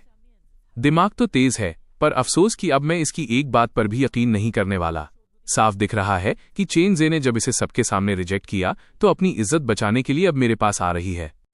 मुझे उस कॉल के बारे में सोचकर अफसोस हुआ कि काश मैं वहां मौजूद होता और रुयान का उतरता हुआ चेहरा देख पाता। मैंने एक ठंडी सांस ली। शेन यूचू ने मुझे देखा और पूछा, क्या हुआ? क्या ये ड्रेस अच्छी नहीं है? मैं दूसरी मंगवाती हूं। नहीं, ड्रेस बहुत अच्छी है, बस शादी की वजह से एक अच्छा तमाशा देखने से चूक गया, उसी का अफसोस है। तमाशा? कैसा तमाशा? मुझे बताओगी? मेरा मन तो था बताने का, पर होने वाली पत्नी के सामने एक्स गर्लफ्रेंड की बातें करना ठीक नहीं था। मैंने बात घुमाते हुए कहा, अरे कुछ नहीं, शंघाई के कुछ पुराने दोस्त किसी के बर्थडे पर कुछ गड़बड़ कर बैठे हैं, बस वही था। चलो, हम अपनी शादी की तैयारियों पर ध्यान देते हैं। शेन यूचू को लगा कि शायद मैं और कुछ नहीं बताना चाहता, इसलिए उसने भी ज्यादा सवाल नहीं किए और लिविंग रूम से कुछ मीठा लेकर आई। शायद तुम्हें भूख लगी होगी, पहले कुछ खाकर पेट भर लो, फिर काम खत्म होते ही मैं तुम्हें बाहर लेकर चलूंगी। तुम्हारा कुछ खास खाने का मन है? वाकई मुझे काफी भूख लगी है। मैंने यूचू से उसकी पसंद पूछी, सब नोट किया और बाहर जाकर इंतजाम करने लगा। ऑर्डर देते समय मैं ख्यालों में खो गया। जो जानकारी मुझे मिली थी उसके हिसाब से शेन यूचू बीजिंग के मशहूर शेन ग्रुप की तीसरी बेटी है और मुझसे 2 साल छोटी है। उसकी एक बड़ी बहन उससे 2 साल बड़ी है और सबसे बड़ी बहन उससे 5 साल बड़ी है, जो फिलहाल शेन ग्रुप की वाइस प्रेसिडेंट है। यूचू की परवरिश बड़ी बहन की देखरेख में हुई है, इसीलिए वो इतनी शालीन और तमीजदार है। पिछले कुछ सालों से लिन और शेन परिवार के रिश्ते काफी गहरे हुए हैं और घर वालों ने हर तरफ से जांच परख करने के बाद ही इस रिश्ते का प्रस्ताव रखा था। मेरी माँ का कहना था कि यूचू ने मेरी फोटो देखते ही शादी के लिए हाँ कर दी थी, जैसे उसे मैं पहली नजर में पसंद आ गया था। हालांकि मुझे माँ की इस पहली नज़र के प्यार वाली बात पर यकीन नहीं था, क्योंकि मैं तो बस अपना पिछला रिश्ता ख़त्म करके घरवालों की खुशी के लिए वापस आया था। मेरे दिमाग में इस शादी को लेकर कोई खास जज्बात नहीं थे। मैंने तो बस यही सोचा था कि निभ गई तो ठीक, वरना तलाक ले लेंगे। पर एक दोपहर साथ बिताने के बाद, भले ही हम अभी पूरी तरह घुले मिले नहीं थे, फिर भी मुझे एहसास हो गया कि मेरी मंगेतर वाकई लाजवाब है। खूबसूरती में तो वो बेमिसाल थी ही, पर उसका स्वभाव भी बहुत कोमल और समझदार था। वो हर काम सलीके से करती थी और उसे दुनियादारी की अच्छी समझ थी। कुल मिलाकर इस अचानक मिली मंगेतर से मैं काफी खुश था। मेरे लिए ये किसी सरप्राइज से कम नहीं था। लगता है मेरे मम्मी पापा की पसंद वाकई दाद देने लायक है। रात भर शराब पीने के बाद लियू रुयान की जैसे ही नींद खुली, उसने सबसे पहले अपना फोन चेक किया कि मेरा कोई रिप्लाई आया या नहीं। 10 घंटे बीत चुके थे, पर चैटबॉक्स अब भी खाली था। रुयान ने अपनी आंखें मली और गुस्से में फोन दीवार पर दे मारा, जिससे सबकी नींद खुल गई। उसे इतना भड़का हुआ देखकर सहेलियों का नशा उतर गया। उन्हें लगा कि शायद लिन चुआन अब भाव खाने लगा है। फिक्र मत कर रुयान, हम तेरे साथ चलते हैं और उसे मनाकर वापस ले आएंगे। सहेलियों के दिलासे से रुयान का मूड थोड़ा ठीक हुआ। बार से निकलते ही वे सब सीधे एयरपोर्ट की तरफ भागी। रास्ते में रुयान खिड़की से बाहर देखते हुए पछता रही थी कि काश उसने कल ही मेरे साथ बीजिंग आने की बात मान ली होती। उसे अपनी हार का एहसास हो रहा था, पर वो खुद को समझा रही थी, अच्छा ही हुआ जो कल नहीं गई। चेनजे की बातें सुनने के बाद अब उसे उस पर से पूरा भरोसा उठ गया था। इन सालों में वो कई बार हार मानकर चेनजे का इंतजार छोड़ना चाहती थी, पर 28 साल वाले उस वादे ने उसे रोक रखा था। मेरे साथ रहते हुए भी वो हमेशा कशमकश में रहती थी कि उसे क्या करना चाहिए, पर अब उसे अपना फैसला लेना था। उसने हिचकिचाते हुए सहेलियों से पूछा, अगर आज वो नहीं माना तो मैं शादी की बात छेड़ूंगी, तुम्हें क्या लगता है? शादी का नाम सुनते ही सहेलियां हैरान रह गईं। लिन चुआन से शादी? रुयान, उसके परिवार की हैसियत देखकर तुम्हारे मम्मी पापा कभी राजी नहीं होंगे। वो लड़का अच्छा है, दिखने में भी बढ़िया है, पर सिर्फ डेटिंग के लिए ठीक है। शादी के मामले में वो तेरे बराबर का नहीं है। सहेलियां उसे हकीकत बता रही थीं, पर रुयान कुछ सुनने को तैयार नहीं थी। वो सीट से टिककर बैठ गई और हमारे बिताए हुए पल याद करने लगी। 25 साल के बाद से मैं अक्सर शादी की बातें छेड़ता था, पर वो जानबूझकर अनजान बनी रहती थी। अब जब दोनों की उम्र हो रही थी और वो जानती थी कि मैं उसे कितना चाहता हूं, तो वो मुझे खोना नहीं चाहती थी। उसने मन ही मन बीजिंग जाकर मुझे प्रपोज करने का फैसला कर लिया। उसने अपने असिस्टेंट को मैसेज किया कि वो इंटरनेट पर मशहूर हुई उन महंगी रिंग्स को उसके लिए खरीद ले। प्लेन में बैठने से पहले असिस्टेंट का जवाब आया, मैडम, वो अंगूठियां किसी ने 90 करोड़ की भारी भरकम कीमत पर खरीद ली हैं। रुयान चौंक गई। सिर्फ 2 अंगूठियों के लिए इतनी बड़ी कीमत? उसने खरीदार का नाम पूछा तो जवाब मिला, बीजिंग का शेन परिवार। शेन परिवार का नाम सुनते ही रुयान दंग रह गई। उसकी शेन परिवार की दूसरी बेटी से थोड़ी जान पहचान थी, तो उसने फोन मिलाया। दूसरी तरफ से जवाब मिला, अरे वो अंगूठियां? हाँ, मैंने ही खरीदी हैं। मेरी छोटी बहन की आज शादी है, तो मैंने उन्हें तोहफे में देने के लिए ली हैं। रुयान को लगा कि उसने पूछने में देर कर दी। उसने तहजीब से बधाई दी, मुझसे ही चूक हो गई। शेन परिवार की दूसरी बेटी ने आगे कहा, मेरी बहन की शादी लिन परिवार के लड़के से हो रही है। दोनों खानदान बराबर के हैं और जोड़ी भी खूब जम रही है। लिन नाम सुनते ही रुयान को मेरा ख्याल आया, पर उसने तुरंत दिमाग से निकाल दिया। उसने सोचा कि लिन चुआन तो एक छोटे से शहर का लड़का है, उसका बीजिंग के इतने बड़े लिन खानदान से क्या लेना देना। बीजिंग एयरपोर्ट पर उतरते ही रुयान ने मुझे फोन किया। आसपास के शोर के बीच मेरा लहजा काफी सख्त था। मेरी एक्स गर्लफ्रेंड ने फोन किया है, क्या कोई खास काम है? एक्स गर्लफ्रेंड शब्द सुनते ही रुयान का पारा चढ़ गया, पर उसने खुद को काबू में रखा और नरम आवाज में कहा, लिन चुआन, कल वाली बात बस एक मजाक थी, क्या तुम मुझ पर यकीन नहीं कर सकते? मैंने जवाब दिया, मुझे इस बात से फर्क नहीं पड़ता कि वो गेम था या मजाक। मैं बस उस पर यकीन करता हूं जो मैंने देखा। तुम्हें सफाई देने की जरूरत नहीं है, मैं अभी बहुत बिजी हूं। इतना कहकर मैंने फोन काट दिया। रुयान गुस्से से लाल हो गई, पर उसकी सहेलियों ने उसे समझाया, फोन पर लड़ने का फायदा नहीं है, मिलकर बात करना। रुयान ने ड्राइवर से कहा, टियांक्वान विला चलो। टियांक्वान विला का नाम सुनते ही सहेलियां सन्न रह गईं। रुयान, ये तो बीजिंग का सबसे पॉश इलाका है। यहां तो सिर्फ वो लोग रहते हैं जो पूरे देश की इकोनॉमी हिला सकते हैं। लिन चुआन के दोस्त की शादी यहां हो रही है? रुयान के मन में भी फिर से वही शक पैदा होने लगा। क्या लिन चुआन वाकई उस लिन खानदान का कोई दूर का रिश्तेदार है? सुबह के 10:30 बज रहे थे और शादी शुरू होने वाली थी। मैं छत की बालकनी पर खड़ा था। ये पूरी शादी यूचू ने खुद प्लान की थी और बहुत शानदार सजावट थी। मुझे एहसास हुआ कि मेरी माँ ने बढ़ा चढ़ाकर नहीं, बल्कि कम ही बताया था। लिन और शेन परिवार की शादी में पूरे शहर के बड़े लोग आए थे। करीब 700-800 टेबल लगी थीं। बाहर ठंड थी, पर मेहमानों की सुविधा के लिए चारों तरफ बड़ी ई लगाए गए थे और यूरोप से मंगाए गए फूलों से पूरा मंडप सजा था। मेहमानों को रिटर्न गिफ्ट में शुद्ध सोने के ताले दिए जा रहे थे। इतना खर्च देखकर मुझे भी थोड़ा अजीब लग रहा था। मैं अपने बाल ठीक कर ही रहा था कि यूचू पास आई। बाहर ठंड है, चलिए अंदर चलते हैं। मैंने मुस्कुराकर सिर हिलाया और उसके साथ अंदर चला गया। शेन यूचू ने मुझे एक कप गर्म कॉफी देते हुए पूछा, अभी किसी का फोन आया था कि वो बीजिंग पहुंच गए हैं और शादी का वेन्यू पूछ रहे थे। क्या वो तुम्हारे दोस्त हैं? अगर कहो तो मैं गेट पर किसी को भेज दूं। कैसे दोस्त? मैंने तुरंत फोन चेक किया। तांग यान का नाम देखते ही मेरे चेहरे के हाव भाव बदल गए। तांग यान का फोन? क्या वो बीजिंग पहुंच गई है? मेरे होठों पर एक गहरी मुस्कान आ गई। किसी को भेजने की जरूरत नहीं है, वो खुद रास्ता ढूंढ लेंगी। वैसे भीड़ बहुत ज्यादा है और आसपास के पहाड़ों पर रिपोर्टर्स भी छिपे होंगे। बेहतर होगा कि सिक्योरिटी बढ़ा दी जाए ताकि कोई तमाशा न हो। शेन यूचू ने बिना सवाल किए बात मान ली। जाने से पहले उसने शादी की अंगूठियां मेरे हाथ में थमा दी। उसके कमरे से बाहर जाते ही मैं अपनी हंसी नहीं रोक पाया। लियू रुयान वाकई मेरी शादी का तमाशा देखने यहां तक चली आई थी। मैंने रिंग बॉक्स खोला। उन अंगूठियों को देखते ही मैं ठिठक गया। ये वही अंगूठियां हैं जो मैंने 2 महीने पहले एक मैगजीन में देखी थीं और रुयान को दिखाई थीं।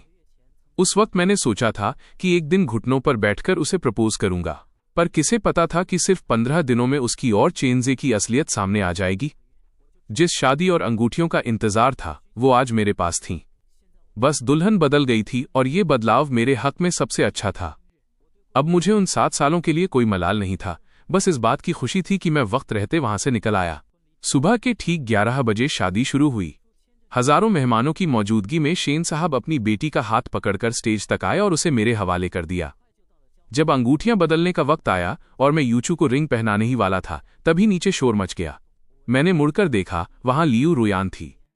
वो पागलों की तरह सिक्योरिटी गार्ड्स को धक्का देकर आगे बढ़ रही थी। उसकी सहेलियां भी मेरा नाम चिल्लाते हुए पीछे पीछे आ रही थीं। इस हंगामे ने सबका ध्यान खींच लिया।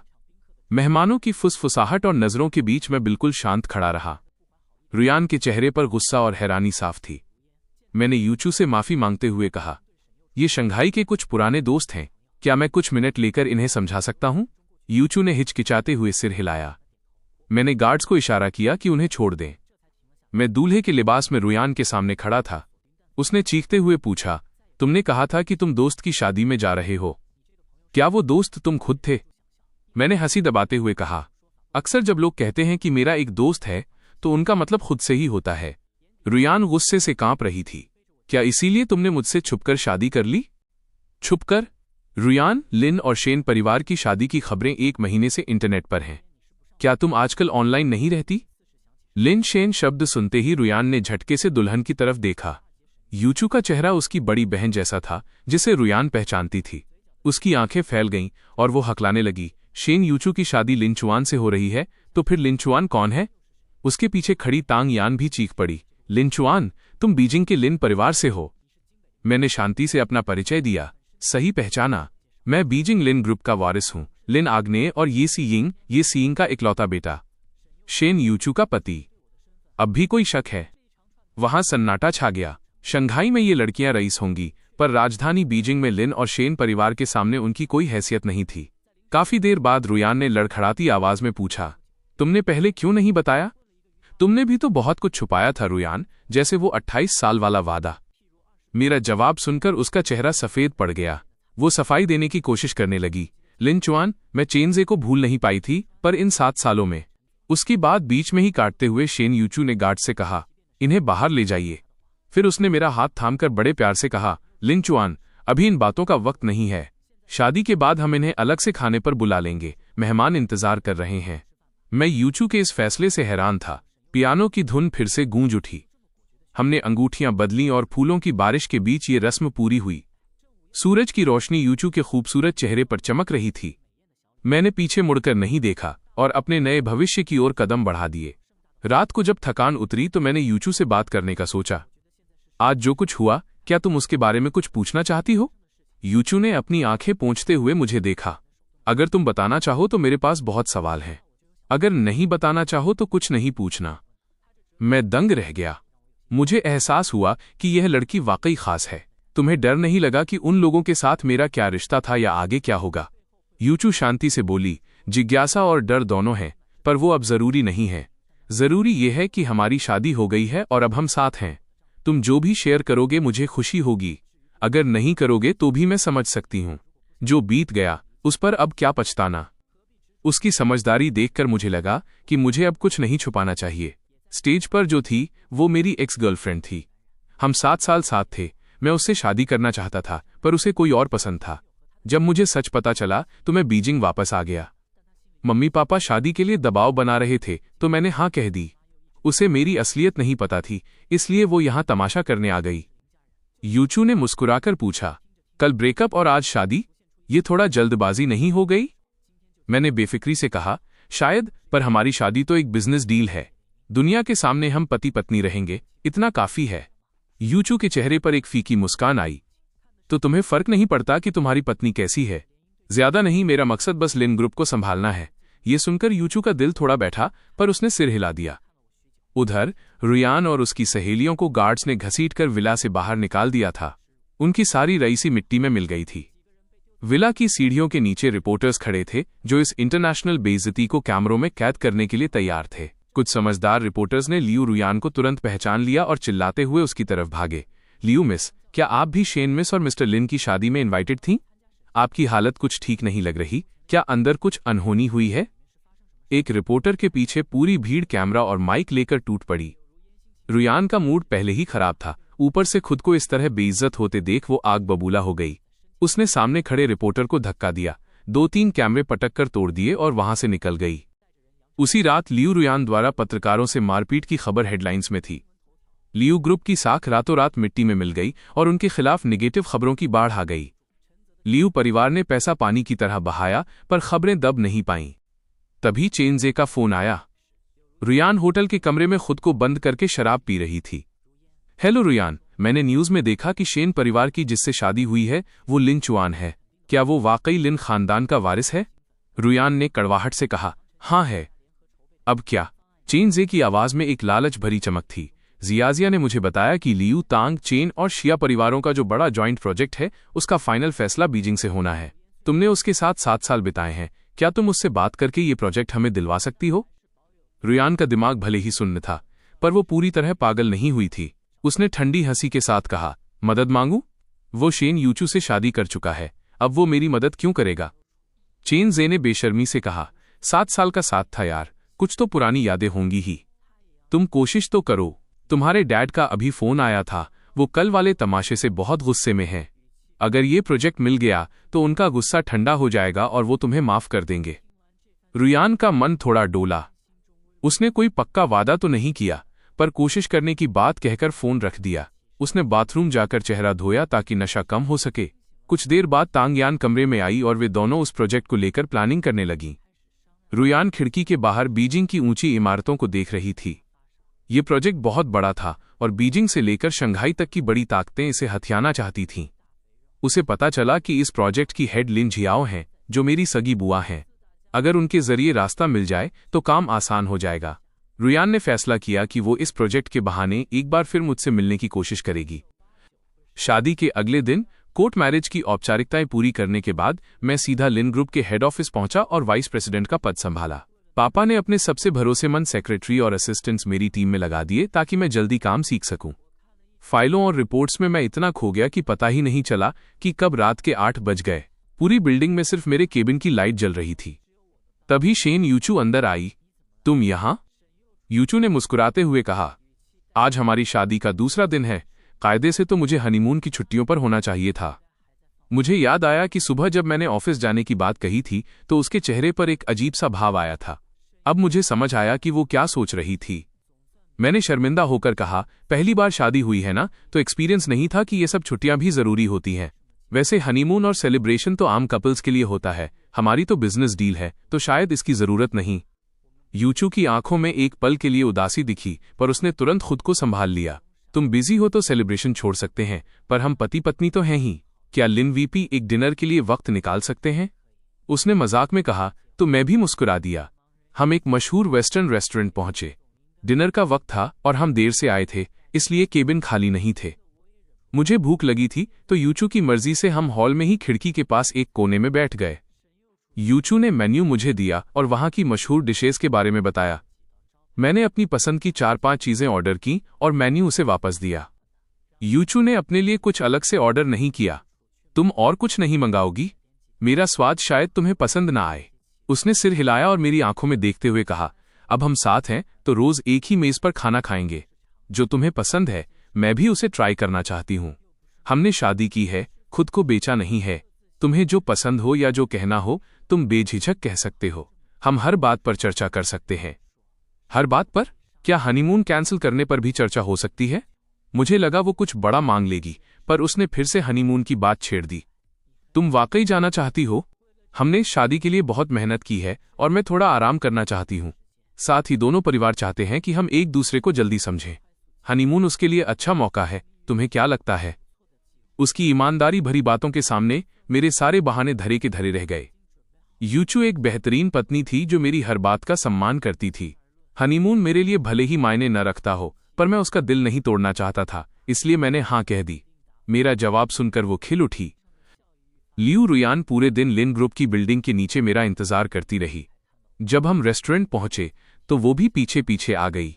वो मुझसे अकेले में बात करना चाहती थी, पर पूरे डिनर के दौरान मैं अपनी सीट से नहीं उठा। मैं और यूचू हंस हंसकर बातें कर रहे थे, एक दूसरे को खाना सर्व कर रहे थे। ये सब देखकर रुयान अंदर ही अंदर जल रही थी। 2 घंटे तक उसके सामने खाना रखा रहा, पर उसने एक निवाला भी नहीं चखा। उसकी नजरें बस मेरे मुस्कुराते चेहरे पर टिकी थीं। जब मैं वॉशरूम जाने के लिए उठा तो रुयान तुरंत मेरे पीछे आई और गैलरी में मुझे रोका। लिन चुआन, तुमने शेन यूचू से शादी के लिए हाँ क्यों की? मैंने मुड़कर देखा। मेरी आंखों में हैरानी थी। जहां तक मुझे याद है हमारा ब्रेकअप हो चुका है। मैं शादी करूं या न करूं इससे तुम्हें क्या लेना देना? मेरे इस रूखे बर्ताव से रुयान को लगा कि मैं उसे नीचा दिखा रहा हूं। लिन और शेन परिवार की शादी 1 महीने पहले तय हुई थी। तब हमारा ब्रेकअप नहीं हुआ था, यानी तुमने पहले ही अपना दूसरा इंतजाम कर लिया था। मैंने उसे शांत नजरों से देखा। मैंने 1 महीने पहले ही बीजिंग वापस आकर शादी करने का फैसला कर लिया था, पर तुम्हें बुरा क्यों लग रहा है? तुम 7 साल पहले से चेनजे के लिए मुझसे ब्रेकअप करने की प्लानिंग कर रही थी, तो अगर मैंने 1 महीने पहले अपने भविष्य के बारे में सोच लिया तो इसमें गलत क्या है? रुयान के पास कोई जवाब नहीं था। उसने मुट्ठियां भींच लीं और पछतावे के साथ बोली, मेरे और उसके बीच वैसा कुछ नहीं था जैसा तुम सोच रहे हो। मैं जानती हूं वो मुझे पसंद नहीं करता, पर वो वादा मेरे दिल में एक बोझ बन गया था। मैं तुम्हारे साथ रहना चाहती थी। मैं तो तुम्हें प्रपोज करने वाली थी, रिंग तक ले ली थी। लिन चुआन, क्या तुम मुझ पर एक बार भरोसा नहीं कर सकते? शायद चेनजे ने तुम्हें लात मार दी, इसलिए तुम्हें इस बैकअप की याद आ रही है, मैंने कड़वाहट से कहा। दुख की बात यह है कि मेरी शादी हो चुकी है। रुयान, बेहतर होगा कि तुम चेनजे को ही प्रपोज करो, शायद वो मान जाए। मेरा तंज सुनकर वो और भी टूट गई। उसने मेरा हाथ पकड़ने की कोशिश की, पर मैं पीछे हट गया। मैंने उसे कभी प्यार नहीं किया, मैं बस बेवकूफ थी। उस रात के बाद मुझे एहसास हुआ कि मुझे तुम्हारी आदत हो गई है। मैं वाकई तुमसे शादी करना चाहती थी। मुझे उसकी बातों पर अब घिन आ रही थी। तुम्हें गुस्सा है कि चेनजे ने तुम्हें इस्तेमाल किया और छोड़ दिया। तुम्हें लगता है कि तुम्हारी 7 साल की तपस्या बेकार गई और तुम खुद को बेचारी समझ रही हो। पर क्या तुमने कभी सोचा है कि तुम और चेनजे एक जैसे ही हो? उसने तुम्हें लटका कर रखा और तुमने मुझे। तुम सब एक ही थाली के चट्टे बट्टे हो। तो मेरे सामने ये पहचानने में गलती हो गई या पछतावे का नाटक करने की जरूरत नहीं है। मेरे इन शब्दों ने लियू रुयान के चेहरे का सारा खून निचोड़ लिया। वो बिल्कुल सफेद पड़ गई। मुझे उसकी हालत से कोई फर्क नहीं पड़ रहा था और मैं इस बहस को आगे नहीं खींचना चाहता था। मैं मुड़कर हॉल की तरफ जाने लगा, पर जैसे ही हम एक दूसरे के पास से गुजरे, रुयान खुद को रोक नहीं पाई और उसने मेरा हाथ पकड़ लिया। मेरे सब्र का बांध अब टूट चुका था। मैंने झटके से अपना हाथ छुड़ाया। उस छीना झपटी में ऊपर छत पर लगा हुआ भारी भरकम झूमर चरमराकर टूटा और सीधा मेरे सिर की तरफ गिरने लगा। खतरा देखते ही रुयान ने बिना सोचे मुझे एक तरफ धक्का दे दिया। एक जोरदार धमाका हुआ और वो लोहे का भारी झूमर सीधा उसके कंधे पर जा गिरा। मैं कुछ मीटर दूर जा गिरा था, जहां तभी शेन यूचू भागती हुई आई। उसकी नजर जमीन पर पड़ी रुयान पर गई, जो दर्द से तड़प रही थी। रुयान ने अपने दाहिने कंधे को कसकर पकड़ रखा था और उसका चेहरा दर्द के मारे लाल हो चुका था। वेटर और बाकी स्टाफ तुरंत उसकी मदद के लिए दौड़ पड़े। शेन यूचू ने घबराकर मुझसे पूछा कि कहीं मुझे चोट तो नहीं लगी। जब उसे यकीन हो गया कि मैं बिल्कुल ठीक हूं, तब उसने राहत की सांस ली और मेरा हाथ थामकर मुझे वहां से ले गई। हम दोनों को साथ जाते देख जमीन पर पड़ी रुयान ने अपने होंठ भींच लिए। वो कुछ कहना चाहती थी, पर उसका गला रुंध गया था। उसने हार मानकर आंखें बंद कर लीं और उसकी यादों में हमारी पुरानी बातें घूमने लगीं।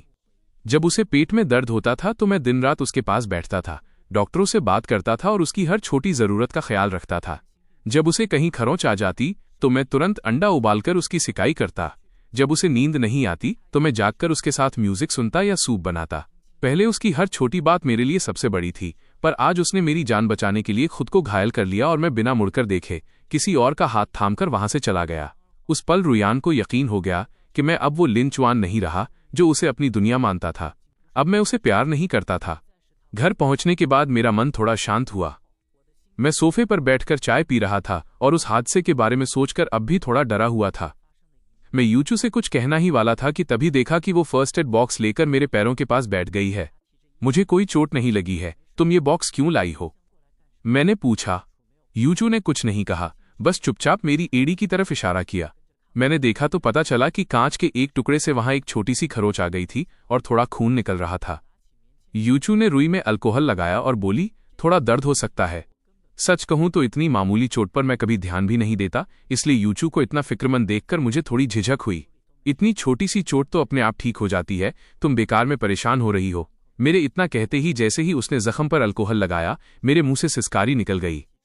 साफ करने के बाद उसने वहां बैंडेड लगा दिया और कहा, मैं अभी वाटरप्रूफ कवर मंगवा देती हूं। अगले 2 दिन नहाते वक्त ध्यान रखना कि जख्म में पानी न जाए, और बाहर जाना हो तो सिर्फ सैंडल ही पहनना। मैं बचपन से ही बुआ के पास रहा, फिर 4 साल कॉलेज और 6 साल का रिश्ता हमेशा अकेला ही रहा।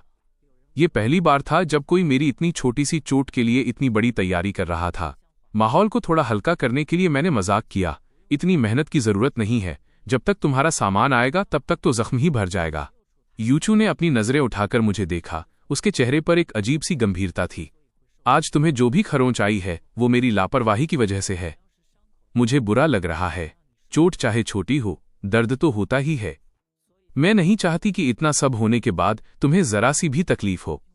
शायद मैं थोड़ी ज्यादा फिक्र कर रही हूं, पर सावधानी में कोई बुराई नहीं है। मेरी बात मान लो। उसकी आवाज में इतनी सच्चाई और उसकी आंखों में जो हल्का सा पछतावा था, उसने मेरे दिल के तारों को छेड़ दिया। मेरा दिल जोर से धड़कने लगा। मैं उसकी आंखों में नहीं देख पाया और बस सिर हिलाकर हां कह दी। यूचू के जाने के बाद तांग यान का फोन आया।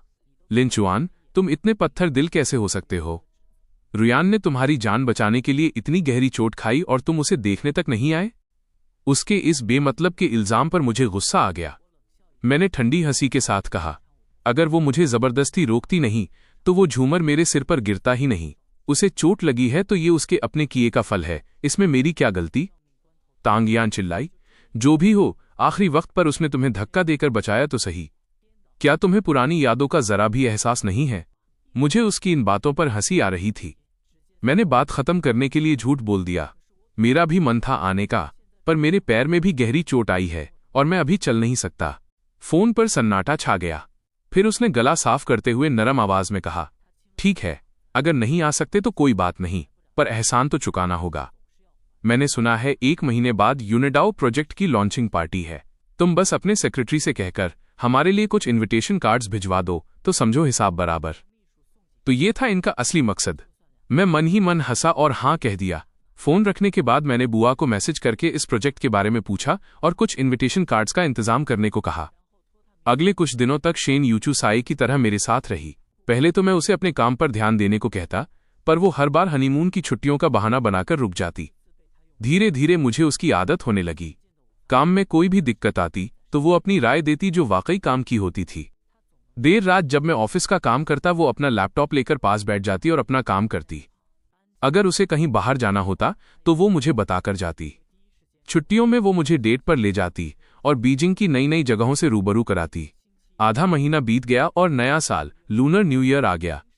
लिन और शेन परिवार ने तय किया कि इस बार सब साथ मिलकर त्योहार मनाएंगे। घर में हजारों बातें हो रही थीं, पर सबकी सुई हम दोनों पर ही टिकी थी। मेरी माँ ने बड़े प्यार से हम दोनों को देखा और कहा, लिन चुआन की जिद बिल्कुल अपनी बुआ जैसी है। ग्रेजुएशन के बाद मैंने इसे कितना कहा कि बीजिंग आ जा, पर यह नहीं माना। मैं तो हार मान चुकी थी। यूचू बेटा, अगर ये कभी जिद करे तो थोड़ा संभाल लेना। सबके सामने अपनी बुराई सुनकर मुझे थोड़ा बुरा लगा, मैं सफाई देने ही वाला था कि यूचू ने एक छिला हुआ संतरा मेरे हाथ में रखा और मुस्कुराकर बोली, माँ, आप गलत समझ रही हैं। लिनचुआन जिद्दी नहीं बल्कि बहुत स्वाभिमानी और समझदार हैं। मुझे यकीन है कि वो बुआ के साथ मिलकर लिन परिवार की जिम्मेदारियों को बखूबी निभाएंगे। मुझे तो उल्टा उनसे बहुत कुछ सीखना है ताकि मैं उनके पीछे न रह जाऊं। उसकी बात सुनकर शेन परिवार वाले भी खुश हो गए और मेरी माँ की खुशी का तो ठिकाना ही नहीं रहा। वो हंसी मजाक में बोली, तुम दोनों बस ऐसे ही साथ रहो तो हम खुश हैं, और अगर जल्दी से कोई पोता पोती मिल जाए तो मजा ही आ जाएगा। बड़ों की ये बातें सुनकर मेरे कान लाल हो गए।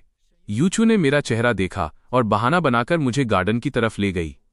बाहर की ठंडी हवा में जाकर मेरी जान में जान आई और मेरा चेहरा फिर से नॉर्मल हुआ। शेन यूचू के होठों पर एक हल्की सी मुस्कान आई और उसने बात पलट दी, क्या तुम कल शाम की उस पार्टी में जाओगी? हाँ, जाऊंगा। आखिर लियू रुयान को इनविटेशन मैंने ही भिजवाया है, तो मुझे वहां रहकर देखना होगा कि वो अब क्या खिचड़ी पका रही है। तो क्या एक एक्स्ट्रा इनविटेशन मिल सकता है? मुझे भी साथ चलना है। यूचू की बात सुनकर मैंने हैरानी से उसे देखा। प्रोजेक्ट तो अच्छा है, पर तुम और बड़ी बहन तो आजकल युआनचुआन वाले काम में बिजी हो ना? क्या इतने बिजी शेड्यूल में भी तुम इस प्रोजेक्ट की टोह लेना चाहती हो? वो समझ गई कि मैं मजाक कर रहा हूं। उसने पलके झपकाते हुए जवाब दिया, मेरा मकसद प्रोजेक्ट नहीं है। त्योहारों का सीजन है और मैं खाली हूं, तो सोचा तुम्हारे साथ थोड़ा घूम लूंगी। मैंने मुस्कुराकर सिर हिलाया। मेरे पास एक ही कार्ड बचा था, तो मैं उसे लेकर नीचे बुआ के पास गया ताकि एक और कार्ड ले सकूं। शाम के 7 बजे बीजिंग के सबसे बड़े होटल में पार्टी शुरू हुई। बुआ जैसे ही अंदर पहुंची, स्वार्थी और मौकापरस्त लोगों ने उन्हें घेर लिया। मैं उस भीड़ का हिस्सा नहीं बनना चाहता था, इसलिए यूचू का हाथ पकड़कर भीड़ से बचते हुए अंदर निकल गया। हम दोनों वहां किसी काम से नहीं बल्कि बस घूमने आए थे, तो आराम से हॉल में टहलते हुए वाइन और खाने का लुत्फ उठाने लगे। दूसरी मंजिल पर खड़ी लियू रुयान हाथ में शैंपेन का ग्लास लिए रेलिंग से टिकी थी। उसकी नजर मुझ पर पड़ी, जो यूचू के कान में कुछ फुसफुसा रहा था। इस 1 महीने में उसने खुद को बहुत समझाया था और उसे समझ आ गया था कि मैं अब उसकी पहुंच से बाहर हूं। मैं लिन खानदान का वारिस था और मेरी पत्नी शेन परिवार की बेटी रुयान जानती थी कि वो हम दोनों में से किसी से भी टक्कर नहीं ले सकती। पर हमें इतना करीब और खुश देखकर उसकी जलन फिर से जाग उठी और उसका चेहरा गुस्से से काला पड़ गया। तभी चेनजे ने भी हमें देख लिया। उसकी आंखों में लालच चमक उठा। वो शिया जियाजिया का हाथ पकड़कर नीचे की तरफ भागा। तांग यान ने भी रुयान को खींच लिया और वे चारों हमारे सामने आ खड़े हुए। शेन मिस, काफी वक्त बाद मिलना हुआ। आपकी शादी की बहुत बहुत बधाई। शुक्रिया। यूचू के इस छोटे से जवाब के बाद वहां सन्नाटा छा गया। जियाजिया कुछ बोल नहीं पाई तो उसने चेनजे को इशारा किया। चेनजे ने हाथ हिलाते हुए मुझसे कहा, लिनचुआन भाई, याद है हम 2 महीने पहले मिले थे। मिस्टर चेन, काफी वक्त हो गया। मेरी आवाज सुनकर रुयान ने हिम्मत जुटाकर सिर उठाया और मेरी ठंडी नजरों से नजरें मिलाईं। लिनचुआन, कैसे हो? सुना है उस दिन तुम्हें चोट लगी थी, अब ठीक हो? तुम्हारी मेहरबानी है, अब काफी बेहतर हूं। मेरे तंज भरे लहजे ने रुयान को अंदर तक हिला दिया। उसके चेहरे पर पछतावा साफ दिखने लगा। वो कुछ सफाई देना चाहती थी, पर यूचू ने उसे मौका नहीं दिया। मैं और लिनचुआन बुआ के साथ यहां आए हैं। जियाजिया, मुझे उम्मीद नहीं थी कि तुम यहां मिलोगी। इस कड़कड़ाती ठंड में तुम लोग शंघाई से बीजिंग किस काम से आए हो? यूचू की बात सुनते ही तांग यान ने जियाजिया को कोहनी मारी। जियाजिया ने मौका देखते ही कहा, हमें भी इस युंडाओ प्रोजेक्ट में थोड़ी दिलचस्पी थी, तो सोचा देख लें। सुना है लिनचुआन की बुआ ही इसकी हेड हैं। यूचू, क्या तुम पुरानी दोस्ती के नाते हमें उनसे मिलवा सकती हो?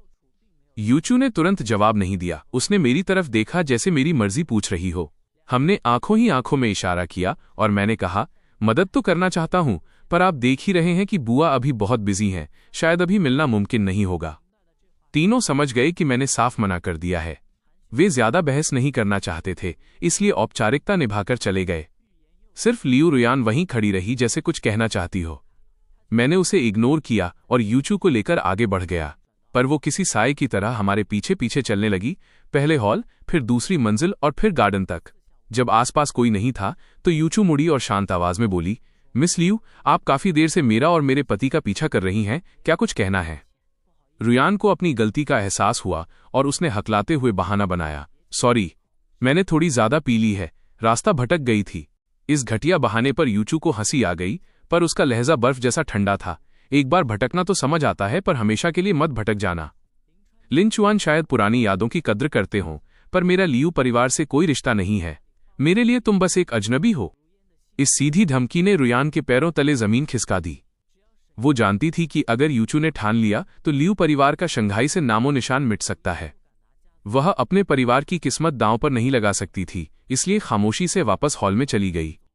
वहां चेन जे बुआ को घेर कर खड़ा था। लिन मैम, आपका भतीजा मेरा दोस्त है, आप उनकी खातिर ही सही हमारे साथ एक ड्रिंक तो ले सकती हैं?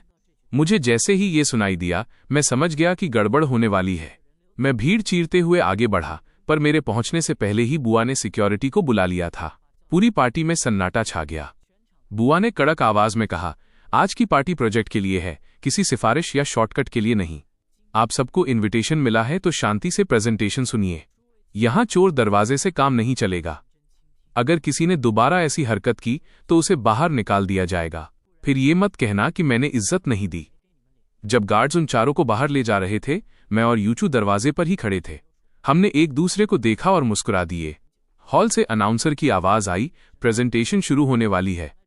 मैंने यूचू से कहा, तमाशा खत्म हो गया है, अब यहां रुकने का मन नहीं है, चलो घर चलें।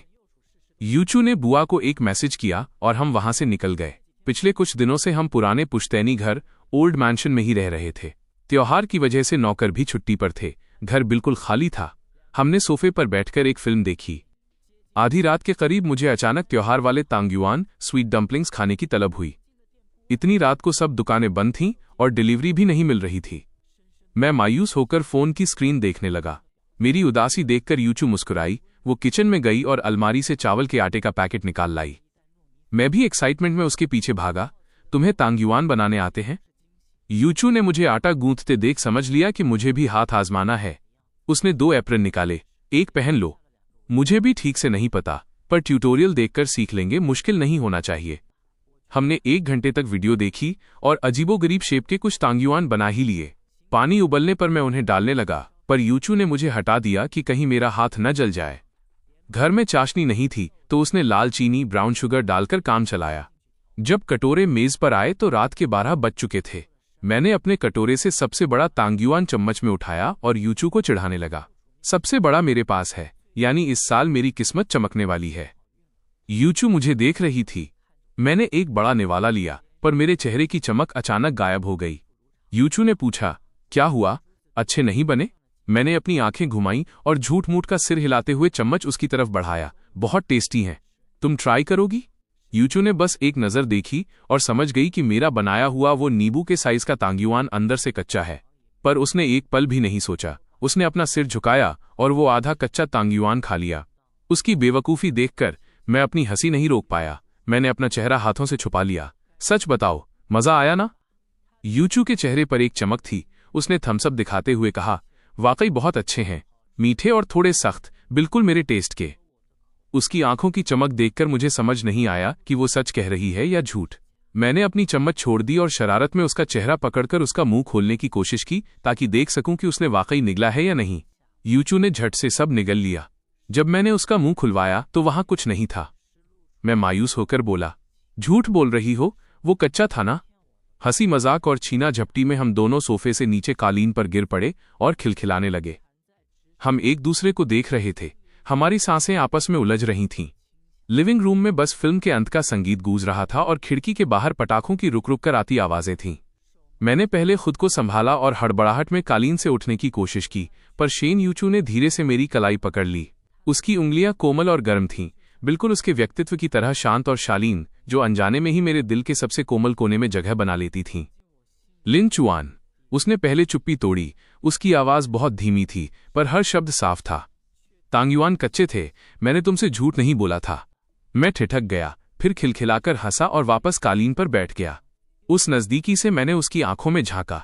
मैंने उसे शादी में मुश्किल हालात संभालते देखा था, ऑफिस में फाइलों के साथ सलीके से काम करते देखा था और मेरी एक छोटी सी चोट पर फिक्रमंद होते देखा था, पर उसकी आंखों में ऐसी बेपनाह कोमलता मैंने पहले कभी नहीं देखी थी। तो फिर तुमने उन्हें खाया क्यों? क्योंकि वो तुमने दिए थे, यूचू ने बड़ी सादगी से कहा और हाथ बढ़ाकर धीरे से मेरा चेहरा थामा।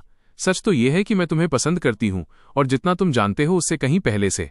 उसने आगे कहा, बहुत सालों पहले से। मेरी हरकतें अचानक थम गईं। मेरी आंखों की मुस्कान अभी गायब नहीं हुई थी, पर अब उनमें हैरानी भर गई थी। मुझे हमेशा लगता रहा कि ये शादी परिवारों की पसंद और बराबरी का मामला थी। मैंने कभी नहीं सोचा था कि इस जल्दबाजी में हुई शादी के पीछे करीब 10 साल पुराना कोई राज छिपा होगा।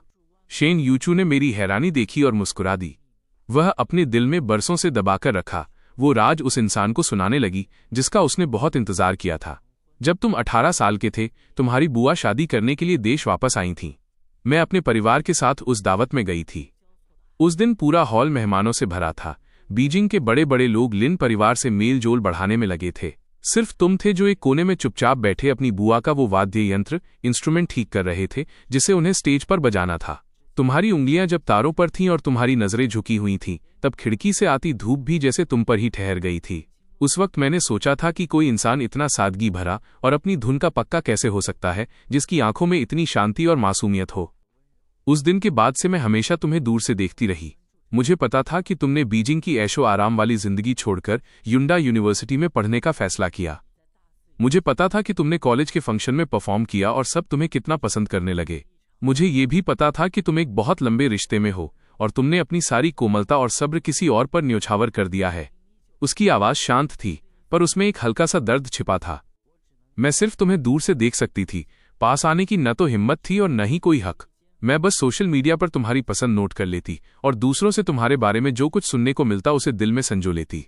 तुम्हें किसी और को 7 साल तक प्यार करते देखा और उन 7 सालों में मैंने तुम्हारा इंतजार किया। इसीलिए जब तुम्हारी मम्मी मेरे पास शादी का प्रस्ताव लेकर आई तो मैंने 1 सेकंड भी नहीं सोचा।